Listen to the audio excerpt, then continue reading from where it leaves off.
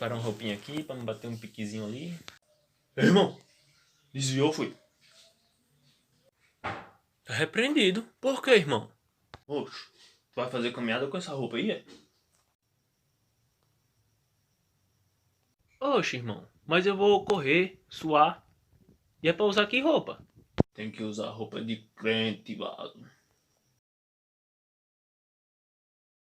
A paz do Senhor! Paz do Senhor, pessoal. Boa noite. E aí, vocês estão bem? Então, vamos para mais um estudo aqui, né? Mais uma reflexão para estar edificando nossas vidas. E hoje o livro que vai ser usado vai ser 1 Coríntios, capítulo 8. E também vou usar o livro de Romanos, para estar trazendo uma melhor explicação para vocês. Mas antes de tudo, pessoal, eu já quero dar o meu testemunho, né, de mais uma reflexão na qual Deus me agraciou. Porque eu sempre digo nas minhas pregações ou quando eu vou falar de Jesus que não precisa showzinho para a gente ver Deus falar conosco, pessoal. É de forma simples, basta você estar sensível à voz do Espírito Santo, basta você observar as coisas ao seu redor e estar conforme a vontade de Deus, que Ele vai falar com você, que Ele vai lhe dar a resposta que você está precisando, basta você ficar atento. Não sei de que forma vai vir, pessoal, mas vai vir e Deus vai responder. Só que para isso a gente também precisa estar atento ao que Deus tem fala, ao que Deus está falando com a gente, beleza? E pessoal, como eu já disse, ou se eu não disse, eu vou dizer agora, eu costumo bastante de observar o que há ao meu redor, as coisas de Deus que há ao meu redor. Tipo uma árvore, o vento, a chuva. Eu gosto muito de observar a natureza, porque ela nos ensina bastante acerca de Deus. E há umas semanas atrás, lá no meu trabalho, no quintal, tem uns 70 copos descartáveis que meu patrão fez algumas mudas de murta. Murta, para quem não sabe, é uma árvore ornamental que as pessoas podam para deixar ela no desenho que quiser. Eu vou estar deixando a foto aqui na tela. Enfim. E aí, meu patrão, ele pegou as sementes das murtas, né, e fez algumas mudas.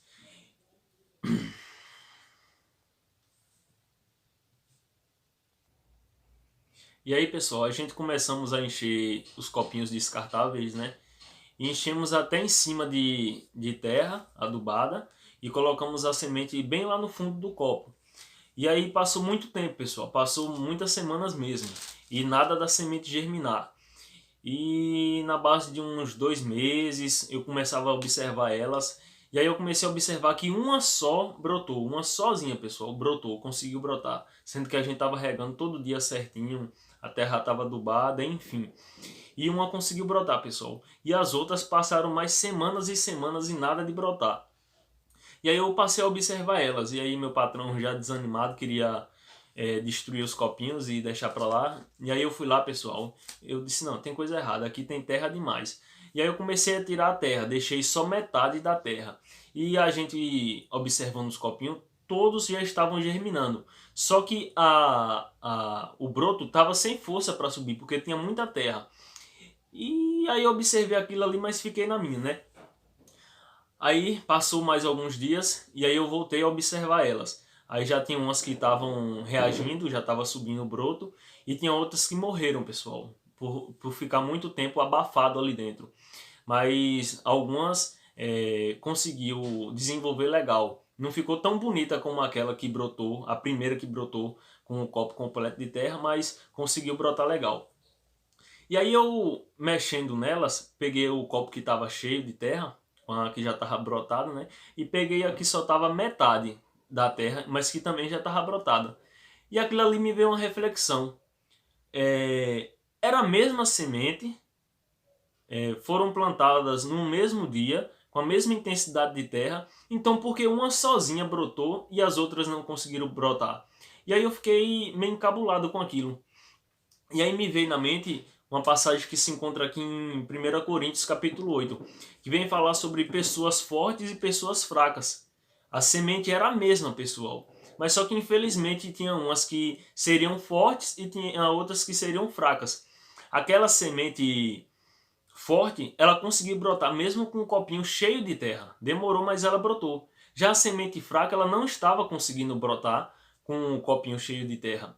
E aí me veio a seguinte reflexão de pessoas que são fortes, que têm uma mentalidade forte, que têm uma vida espiritual forte, que tem muita fé, é uma pessoa muito positiva, entendeu? Diante de Deus, diante da sociedade, ela é uma pessoa muito otimista. Ela quer sempre ver o lado bom das coisas, ela conhece a liberdade que há em Jesus Cristo, a maravilhosa liberdade que há em Jesus Cristo. E como eu costumo sempre dizer, liberdade em Jesus Cristo não é liberdade, não é liberalismo para estar pecando, mas é você saber o que é pecado, saber até onde você pode ir com Jesus. É você ter a alegria de Jesus na sua vida, a liberdade de Jesus Cristo, sem religiosidade, pessoal, porque a religiosidade é o que tem matado a maioria dos cristãos hoje em dia. É a religiosidade, é pegar a pessoa e colocar num aquário limitado, mal sabendo elas que tem um oceano inteiro com Jesus Cristo. Volto a ressaltar, liberdade em Jesus Cristo não é liberalismo para pecar, pessoal. É você entender que é pecador e saber seu limite com Jesus Cristo. É a cada dia você reconhecer que é pecador, é você saber até onde você pode ir e até onde você diz não para o pecado, beleza? Mas seguindo adiante, pessoal. E aí eu notei que foi tarde demais para algumas murtas, foi tarde demais para algumas mudinhas. Porque mesmo eu tirando metade da terra dos copinhos, a maioria morreram. A maioria secou ou ficou mal desenvolvida. Cresceu bem feinha mesmo, sabe? E umas 10, se não me engano, ou 9, que estava só com metade da terra, elas conseguiram brotar depois que eu tirei metade da terra. E a que estava com o copinho cheio, só uma conseguiu brotar com o copinho cheio. Eu vou ler só um pedacinho aqui da passagem de Coríntios, mas eu vou deixar o texto completo aí para vocês. Que se encontra no versículo 1 Coríntios capítulo 8, verso 13. Portanto, se aquilo que eu como leva o meu irmão a pecar, nunca mais comerei carne, para não fazer o meu irmão tropeçar. Pessoal, é o seguinte, eu vou começar a esclarecer aqui o que significa isso. Tem pessoas que são fracas com Jesus Cristo. Ela não com Jesus Cristo. Ela não sabe até onde ela pode ir, até onde a liberdade de Jesus Cristo pode levar ela. E tem pessoas que são fortes. E me entenda, quando eu digo que há pessoas fracas, eu não estou dizendo no sentido de menosprezar ela ou de se sentir superior em conhecimento, ou seja lá em que for. Eu estou falando que tem pessoas que estão começando sua jornada agora, estão engajando sua jornada agora. Então ela precisa aprender muita coisa.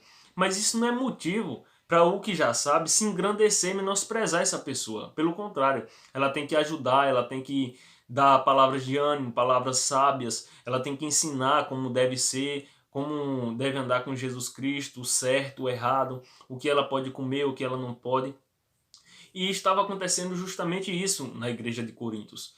Tinha pessoas, vendedores, né, vendedores de alimentos, e eles costumavam sacrificar seus produtos a ídolos pagãos, a demônios, faziam sacrifícios, rituais, e para poder vender muito, né? E eles vendiam essas comidas a pessoas que já conheciam Jesus Cristo. E aí ficou dividido entre pessoas que conheciam Jesus e achava pecado comer aquele alimento sacrificado e o grupo de pessoas que tinham Jesus, mas que não achava problema algum, não via problema algum em comer aqueles alimentos. E eles defendiam a tese de que se eles já conheciam Jesus e não havia outro Deus a não ser o Deus de Israel, né, Deus Jesus Cristo, então não fazia diferença nenhuma a oferecer aqueles alimentos a ídolos. Para eles eram nada aqueles pedaços de madeira, de pedra, altar de outros deuses, sendo que só havia um Deus, que era o Senhor dele, Jesus Cristo. Mas os outros que eram fraquinhos, que ainda não tinham esse conhecimento, que ainda não tinham essa intimidade, essa liberdade, eles se escandalizavam, porque para eles ia fazer algum mal aquela comida. É como se eu pegasse uma pessoa vegetariana e uma pessoa que come de tudo, que come mocotó, que come fatada, enfim, de tudo. Uma pessoa que é vegetariana, óbvio que vai se escandalizar com uma pessoa que come mocotó. E uma pessoa que vê uma pessoa vegetariana, uma pessoa com mocotó vê uma pessoa vegetariana, ela vai achar aquela pessoa fresca. Vai dizer, mas não come de tudo, não sei o quê. Mas se você for botar na balança, não muda nada. A pessoa que come mocotó vai continuar vivendo sua vida, e a pessoa que come só legumes, vegetais, enfim, também vai continuar vivendo sua vida. Mas a única diferença é que o como mocotó tá se engrandecendo, tá usando de arrogância, tá menosprezando o que não come. Vocês estão me entendendo? E era isso que estava acontecendo. As pessoas que viam a liberdade de Jesus Cristo e que para elas tanto fazia comer comida sacrificada ou não, estava se engrandecendo, estava se achando superior àquele que estava se escandalizando. Eles diziam, pessoas que não têm conhecimento, não sei o quê, mal sabem eles que podem comer e não tem nada. E aquilo estava diminuindo os fraquinhos na fé, vamos dizer assim. Os que não tinham conhecimento aberto ainda acerca da pessoa de Jesus. Então Paulo ele vem alertar justamente isso, que vai haver pessoas fracas, vai haver a semente da mortinha ali que não vai conseguir brotar num copo cheio de terra. Mas tem pessoas que conseguem brotar num copo cheio de terra. E o que eu mais vejo, pessoal, no mundo cristão e no mundo de pessoas também que não servem a Jesus é a arrogância. É pessoas que estão ali começando agora do zero, batalhando, fazendo tudo certinho, e pessoas que acham que sabem alguma coisa, humilhando essas pessoas. Eu sou superior, eu faço, eu posso. Sabe, naquela maior arrogância, a maioria hoje em dia de pessoas que não conhecem Jesus são assim. São arrogantes, querem pisar no menor, querem se exaltar e não estão nem aí se vai machucar alguém, se vai ferir alguém. E o pior, o mais terrível ainda é que há arrogância no meio cristão. Tem pessoas que se exaltam por ter muito conhecimento e aí quer pisar naquele menorzinho que está se esforçando, que está começando agora, e aí acaba que o menorzinho se desanima e desfalece, sai da fé, enfim, se acha pequeno demais diante de Jesus e aí desiste. Então você que fizer esse menorzinho aí desviar por causa da sua arrogância, por causa da sua arrogância, isso sim vai virar pecado. Porque você não está tendo amor, você está deixando o orgulho falar mais alto. No livro de Romanos, Romanos capítulo 12, verso 16, diz assim, ó, tenham a mesma atitude uns para com os outros. Não sejam orgulhosos, mas estejam dispostos a associar-se a pessoas de posição inferior. Não sejam sábios aos seus próprios olhos.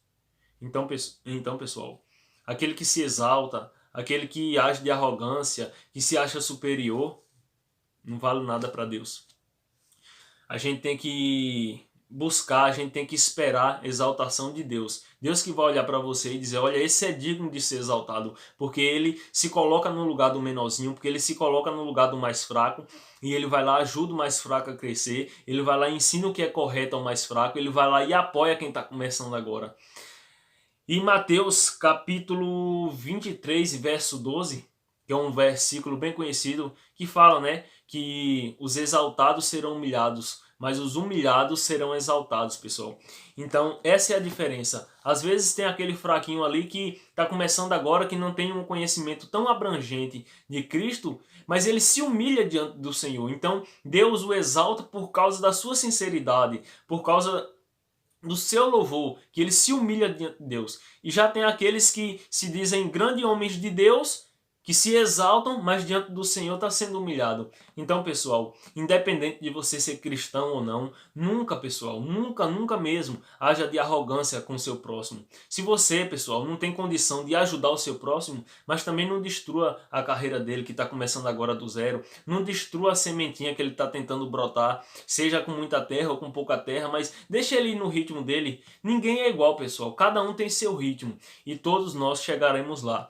Mas se você ainda não é conhecedor, você que ainda não é conhecedor de Jesus Cristo, se você que ainda não faz parte desse grupo que vai morar no céu, que vai contemplar a presença do Filho de Deus, então vem fazer parte, vem aceitar Jesus, vem mudar a sua vida, seu jeito de pensar, de agir, de tratar o próximo, venha fazer com que Jesus te mude por completo, venha nascer de novo em Jesus Cristo, beleza? Então é isso, pessoal, que a gente possa sempre praticar o amor, nos colocar no lugar do outro e praticar o que foi deixado por Jesus Cristo, o amor.